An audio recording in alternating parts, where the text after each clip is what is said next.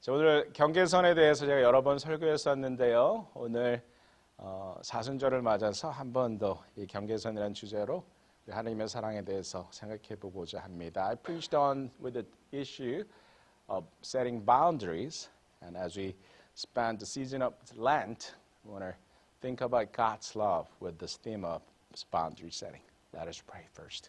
함께 기도합니다. Lord, Your word is a lamp to our feet and a light for our path. 주님, 주님의 말씀 우리 발에 등이요 우리의 길에 빛이십니다. 오늘도 우리의 귀를 열어 듣게 하시고 눈을 열어 보게 하시며 마음을 열어 이해하고 순종하게 하여 주시옵소서. Lord, open our ears that we can hear, eyes that we can see, and heart that we can understand and obey. 주 예수 그리스도 이름으로 기도합니다. In the name of risen Christ we pray. Amen. 자, 여러분들 이 세상에는 나에게 아픔을 주지만 해롭지 않은 것들이 있습니다. In this world, there are hurting but not harmful. 또 반대로 해롭지만 아프지 않은 것들도 있습니다. But also, in contrast, that there are harmful but not hurting. 여러분들 치과에 가는 거 어떻습니까? 아프기도 하죠. 하지만 해롭지는 않습니다. A visit to a dentist could be hurting, but it's not harmful. 하지만 사탕은 어떻습니까? How about a candy? 사탕은 우리를 아프게 하지는 않죠. A candy is not going to hurt you. 하지만 많이 먹으면 해롭습니다. But lots of candies are harmful. Think about these two, hurting or harmful. 자, 해로운 것과 아프게 하는 것 사이에 구별을 한번 생각해 보십시오. 자, 이 경계선을 지킨다는 것은 나에게 고통을 주는 것과 해로운 것 사이를 잘 구별해서 자기를 보호하는 방법입니다. Setting boundaries is about differentiating between what is harmful and what is hurting to protect yourself. 이것은 특히 관계, 특히 교육에 있어서 매우 중요합니다. This is applicable in our relationships as well, especially in education. 아이가 이 두 가지를 잘 구별해서 선택할 수 있게 하면 아이는 건강하고 행복하게 살 가능성이 많습니다. If you help your child to learn this and distinguish these two, then your child is more likely to be healthy and happy throughout his or her life. 그러려면 먼저 부모가 경계선을 잘 지켜야 하겠죠. To make it happen, your parents, as you as a parent, have to set the boundary, keep the boundary carefully. 그러면 아이는 독립적으로 성장하게 될 겁니다. Then your child will become an independent person. 제가 이 한동안 달걀 부화시키는데 재미를 들였던 적이 있습니다. During a certain period of time, I hatched lots of fertilized eggs with BMA.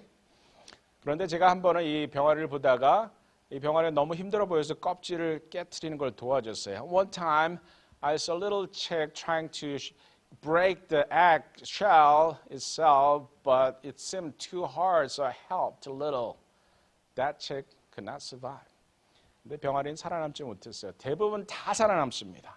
I barely saw chick that cannot survive, but that particular chick that I helped could not survive. 하지만 제가 껍질을 깨어준 병아리는 살아남지 못했습니다. 병아리가 껍질을 깨기 위해서 분투하는 것이 이상합니까? Is it a strange thing to see a chick struggling to break its shell? No, it's not. 그렇지 않습니다. 자연스러운 일입니다. It's a natural phenomenon. 그러나 제가 껍질을 깨는 것을 도와준 것은 매우 잘못되었습니다. But me helping the chick break the shell was very grievous mistake. 경계선으로 인해 이런 것입니다. Setting boundaries are like this. 아이에 대한 적절한 경계선이 아이의 독립을 가능케 하는 것이죠. You need to keep the boundaries so that your child could be more independent. 자, 이걸 알고 자녀를 교육하는 분들은 대부분 성공합니다. If you know this and educate your child, then you'll be very successful in your education, in your parenting. 어쨌든 자녀 교육에 있어서 경계선의 문제는 매우 중요합니다. Anyway, setting the boundary, keeping the boundaries are very important in parenting. 그런데 이 본문의 말씀을 이런 관점에서 보면 새로운 해석이 나오는 것을 볼 수 있습니다. I think you have seen this parable, this story many times. And if you read this parable from boundary settings perspective, then we'll see a new interpretation emerges. 아버지, 제가 여러의 아버지를 섬겨서 아버지 시키는 대로 다 했습니다. I served you many years and never disobeyed you. 그런데 아버지는 내게 염소 새끼 한 마리도 주신 적이 없습니다. But you didn't give me even a goat so that I could celebrate with my friend. 친구들하고 잔치 한번 못 해봤습니다. 자, 이걸 이렇게 다시 표현할 수 있습니다. We can interpret or rephrase, paraphrase this in this way. 저는 아버지에 대한 경계선을 잘 지켰습니다. I kept my boundaries towards you very well. 그랬더니 아버지도 경계선을 잘 지키시더군요. And you have kept your boundaries toward me very well. 너무 잘 지키셔서 상 한 번 안 주시더군요. You are so thorough in keeping the boundaries, so you have never given me a reward for my good works. 자, 그런데 이 당신의 저 아들을 보십시오. But look at this son of yours. 자, 자기 동생인데 이렇게 부르고 있죠. In fact, it is his brother, but he's calling him this son of your brother. 자기 동생인데 동생이라 부르지 않고 당신의 이 아들을 보십시오. 당신의 돈을 다 가지고 가서 탕진해 버렸습니다. He spent all your money with prostitutes. Then what happens here? He returned and you killed the fattened calf. 그런데 이 아들이 돌아오니 살찐 송아리를 잡아서 잔치를 하신다고요. You're gonna celebrate this son with a fattened calf? Does it make sense to you?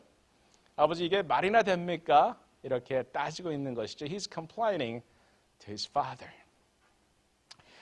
자, 나는 경계선을 잘 지켰더니 아버지도 잘 지키시면서 아무것도 안 주셨습니다. I kept the boundaries, you kept the boundaries, there's nothing to me. 이 동생, 당신의 이 아들 경계선 안 지키고 그냥 돌아왔는데 당신도 경계선 안 지키고 잘못한 애에게 상 줬습니다. This guy did not keep his boundary and you didn't keep his boundary toward him and you heavily rewarded him. 나는 잘했는데 상이 없습니다. I did well, but there's no reward. This son of yours did wrong, but he got reward. 이 동생, 아니 당신의 이 아들은 잘못했는데 상이 있습니다. 불공평합니다. It's not fair. 어떻게 설명하시겠습니까? How are you going to interpret or explain this if you are the father? 당신의 여러분이 아버지라면 어떻게 설명하시겠습니까? 자, 이때 생각나는 비유가 있죠. Now we can remember the parable of the vineyard. 포도원의 비유를 기억할 수 있습니다. 몇 시에 왔든 약속한 보상을 주셨죠. The owner of the vineyard gave the reward, no matter which time a worker came to the vineyard to work. 자, 성경은 우리가 받을 수 없는 상을 받는 것을 은혜라고 가르치고 있습니다. The Bible teaches that receiving a reward that we are not deserved to receive is grace. 은혜는 주는 사람의 권리입니다. Grace belongs to the person who gives. It's giver's privilege. 선물이니 갚지 않아도 되는 것입니다. It's a gift, so you don't have to repay. 무엇보다 하나님의 은혜는 갚을 수 없는 선물입니다. Most of all, God's grace is, God's gift is, or God's grace is a gift that you cannot repay. 대등한 두 사람의 관계는 상호적이겠죠. So between Brian and Ryan, their relationship is reciprocal. 자, 서로 상호적입니다. 대등한 사람이요. They are equal partners in transactions. So it is always reciprocal. 하지만 대등하지 못한 사람과의 관계는 아무리 경계선을 그리려고 해도 은혜의 관계가 될 수밖에 없어요. But when the relationships are not reciprocal, then we cannot set boundaries. It is a relationship of grace.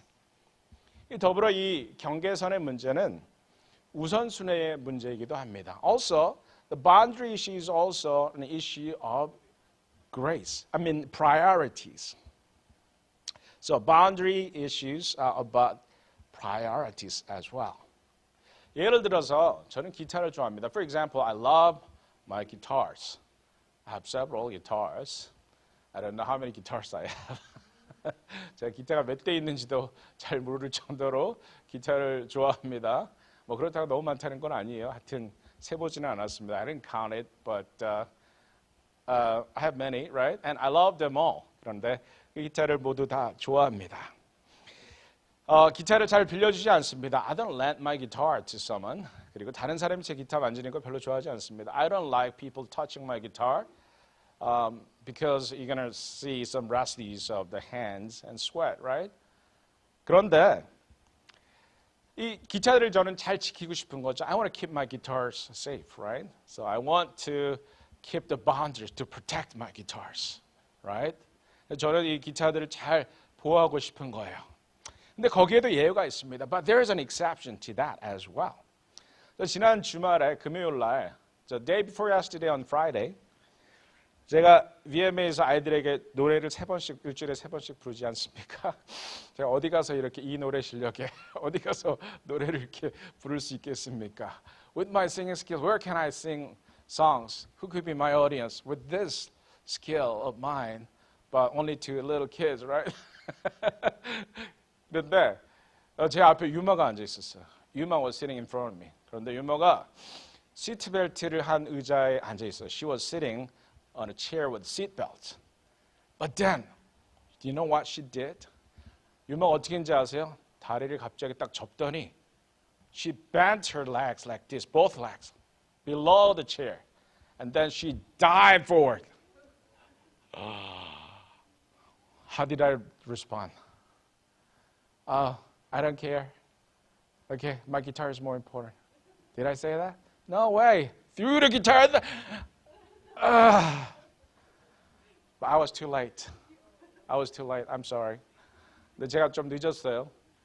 근데 가슴이 철렁하는데 유마를 봤더니 she was crawling. She dived and touched the ground and crawling on the chair. 저는 얼굴 다칠까 봐 너무 깜짝 놀랐는데 바닥을 짚고 막 이렇게 놀고 있는 것이었어요. 자, what's the point? 제가 무슨 얘기를 하려는 겁니까? 제가 아무리 기타를 사랑해도 아이가 다치는 것을 보고 있을 만큼 기타를 사랑하지는 않습니다. I love my guitars, but the safety of a child is a lot more important, of course, right? So I'm talking about boundary issue is also an issue of priorities. 아이의 안전과 건강과 생명과는 기타와는 비교할 수 없습니다. We cannot compare guitar to child's health, wealth, and life. 이유는 그렇습니다. This is the point, right? 경계선을 지키는 것은 중요하지만 경계선을 무시해야 될 때도 있습니다. We need to keep the boundaries, but sometimes we have to ignore them. 그것은 곧 우리의 안전과 건강, 생명이 위협받을 때입니다. 우리의 아이들의 안전과 건강, 생명이 위협받을 때입니다. We should keep the boundaries, but when your child's or your life, health, and safety is being threatened, then we cannot keep the boundaries. We don't have to care about boundaries at that moment. 그런 순간에 바운더리는 전혀 중요하지 않습니다. 자, 여러분들 이 비유 속에 성경의 비유를 다시 한번 생각해 보십시오. Let's get back to the prodigal son, parable of the prodigal son. 이 비유 속의 작은 아들은 하나님에 대한 경계선을 침범했습니다. This younger son violated the boundaries toward his father or God, right? 우리는 그에 대한 대가를 치르는 것이 옳다고 생각합니다. We believe that he has to pay the price of his boundary violation. Just like the older son, 큰아들처럼 그렇게 생각하겠죠.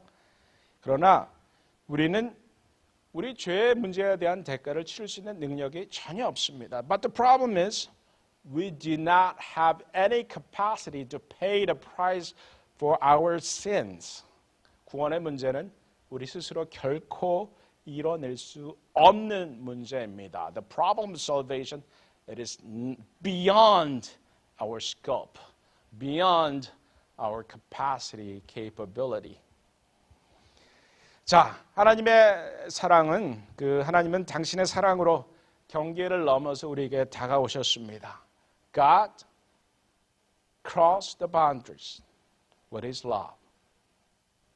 우리는 그것을 성육신이라고 부릅니다. We call it the incarnation. 그리고 그 사랑의 절정이 십자가에서 표현되었습니다. And the ultimate expression of such love was done on the cross. 사순절을 맞으면서 세상 사람들은 야, 이제 40일 동안은 파티할 수 없으니 큰 파티를 한번 열어서 즐긴 후에 이 고통스러운 기간을 잘 견뎌보자 이렇게 얘기하죠.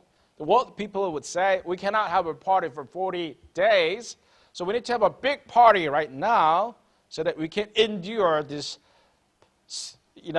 partyless time. 그게 마디그라의 유래죠. That is the origin of Mardi Gras. The last Tuesday. We cannot have a party for the next 40 days, so we have to party. But we have a big party today, and then that is Tuesday, Mardi Gras, last week, right? 그것이 바로 제수요일 전날인 화요일 마디그라를 하는 이유죠. 여러분들, 우리에게도 그렇습니까? Is the same true to us? 이 41일 기간의 기간이 파티 못하는 고난의 기간입니까? Is this a time of suffering, partyless period of suffering? 그렇지 않습니다. No way. 오히려 우리는 그리스도의 사랑을 기억하는 기간입니다. This is a really blessed time because we can remember God's love, which is more important than anything in this world. 이 세상 그 모든 것보다 중요한 시간이죠. 사순절은 결여의 시간이 아닙니다. The Lent is not the season of deprivation. 그리스도의 사랑과 기쁨으로 그 희생과 사랑에 대한 기쁨으로 충만한 시간이죠. The Lent is the season of fullness, of joy, fullness of love because of Christ's love for us, the unconditional love. 우리가 아직 죄인 되었을 때 그리스도께서 우리를 죽으심으로 하나님께서는 우리에 대한 당신의 사랑을 보여주셨습니다. God demonstrated His own love for us in this way. While we're still sinners, Christ died for us. 여러분들, 예수님이 죽으신 것은 예수님의 사랑입니다. Christ died for us because He loves us. 그리고 이 사랑은 조건 없는 사랑입니다. And this is unconditional love. 경계가 없는 사랑입니다. This is a boundless love. 왜냐하면 우리의 죄에 대한 책임보다 우리의 생명이 당신에겐 더 중요하기 때문입니다. Because our life is more important to God than taking responsibilities for our sins. 우리 함께 기도하시겠습니다. Let us pray. 전능하신 하나님, 우리가 아직 죄인일 때 우리를 위해 죽으심을 인하여 감사합니다. Lord, we know that you died for us while we're still sinners. 하나님, 경계를 지키는 것이 중요하겠지만 경계를 넘어 우리에게 오신 주님을 기억합니다. Lord, we know that keeping the boundaries is important, but we also remember that you crossed the boundaries to save us. 하나님, 당신의 그 사랑을 늘 기억하며 기쁨과 감사가 우리 안에 충만하기를 기도합니다. Lord, as we remember your love, fill our heart with joy and gratitude. 주 예수 그리스도의 이름으로 기도드렸습니다. In Jesus' name we pray.